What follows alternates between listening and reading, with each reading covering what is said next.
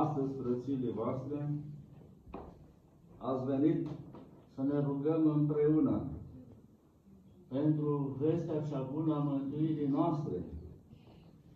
Dintre toate știrile de pe pământ, veștile și zvonurile, această veste este minunată, singura adevărată și singura mântuitoare a faptului că Mântuitorul Iisus Hristos a acceptat să se întrupeze în Fecioara Maria, ca născându-se El în mod minunat, tot într-un mod minunat, să ne scape pe noi de plata morții ce se cuvenea nouă prin păcat, din ascultarea față de șarpele, diavolul cel omorător de oameni dintr-un început.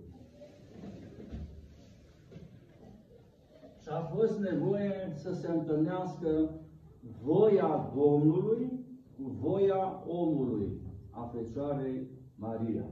Nu este puțin lucru. Este capital să înțelegeți lucrul acesta, că nu este la îndemâna oricui să accepte voia lui Dumnezeu. Dar odată acceptată voia lui Dumnezeu printr-o credință adâncă și neiscoditoare, în mod minunat se împlinește cu noi rostul lui Dumnezeu.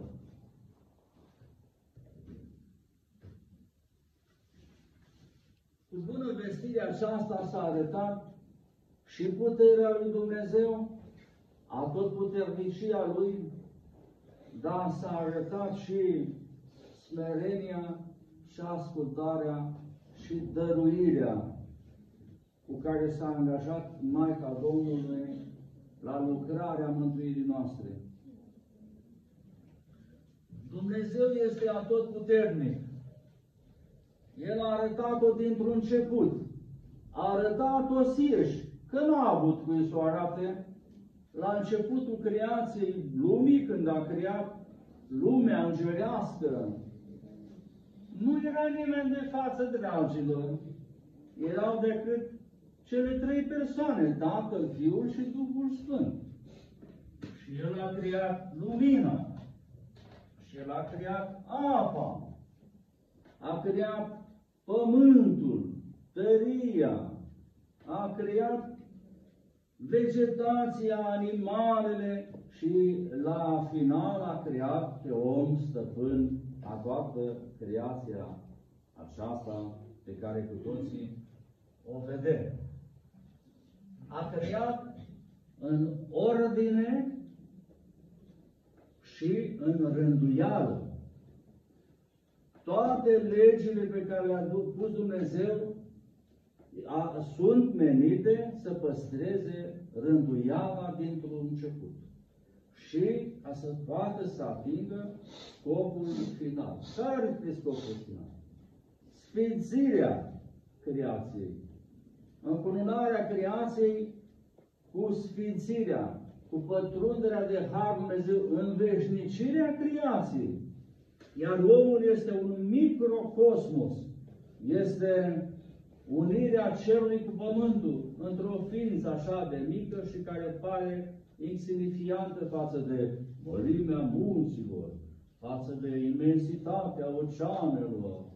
Pare o făptură atât de neînsemnată, dar care poartă în sine puterea întregului univers, pentru că îl poartă în sine pe Hristos, omul. Și este chemat ca să sfințească creația aceasta.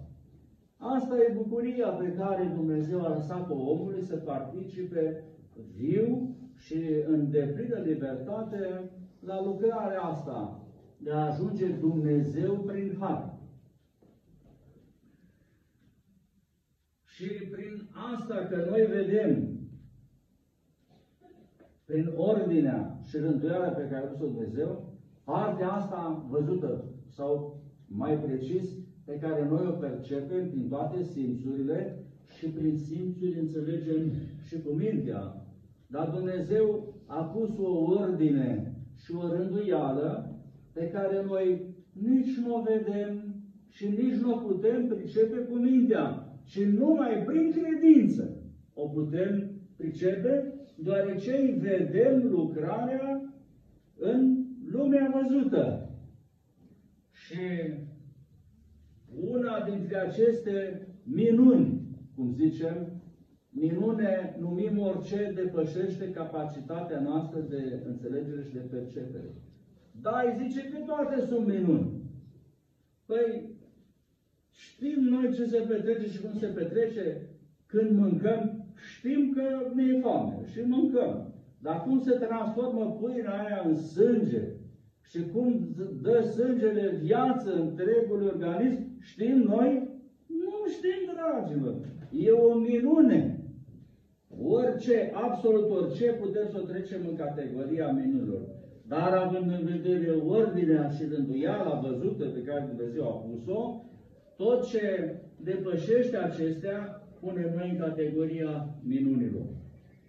Și aceasta, că Fecioara, în mod obișnuit, oamenii se nasc prin unirea unui bărbat și a unei femei, nu cu vor dobitoci ăștia și întrățiși ăștia să ne scoată din minte pe Dumnezeu, să credem noi altceva. Așa a lăsat Dumnezeu natural ca bărbatul și femeia să unească, să nască copii. Dar vedeți că Dumnezeu mai presus de fire. De ce, dragilor, este așa? De ce în mod minunat s-a sălășluit în pântecele Fecioarei de-a dreptul și nu în mod firesc? De ce? Pentru că s-ar fi înscris pe linia istorică a oricărui om care s-a născut pe pământ, chiar dacă dintr-o fată deosebită, nu? Cu calități aparte, așa. Dar ar fi fost și el unul dintre ceilalți oameni. Și poate ar fi și murit răstenit, dar murea răstenit pentru păcatele lui. De ce?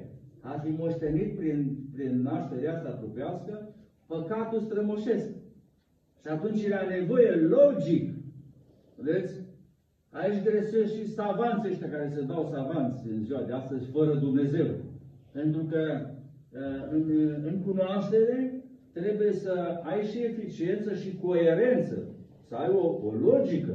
Dar toată logica și toată cunoașterea, numai dacă se întâlnește cu dragostea de Dumnezeu, se adevărește și este sănătoasă și adevărată această cunoaștere. Altfel este o cunoaștere falsă, o rătăcire, o înșelare. Deci, a fost nevoie ca Dumnezeu să se nască mai presus de fire, ca El să poată să aducă jertfă neprihănită. Că numai așa a putut închide gura diavolului. Că El, fără de păcat fiind, a primit să moară pentru noi. Și pentru asta era nevoie să se nască fără prihană. De aceea a fost lucrarea acestei taine a tainelor. Cum să se zămislească direct în pântecele Maicii sale. Noi acum mai bâibuim așa cu ajutorul succesului, descoperirilor cât îngăduie Dumnezeu și știm lucrurile acestea, cum fac și ăștia să străduie, să manipuleze genetic și așa mai departe. Dar Dumnezeu, stăpânul vieții, bineînțeles, El cunoaște toate aceste taine naturale și ordinea și rânduiala și mai presus de fire.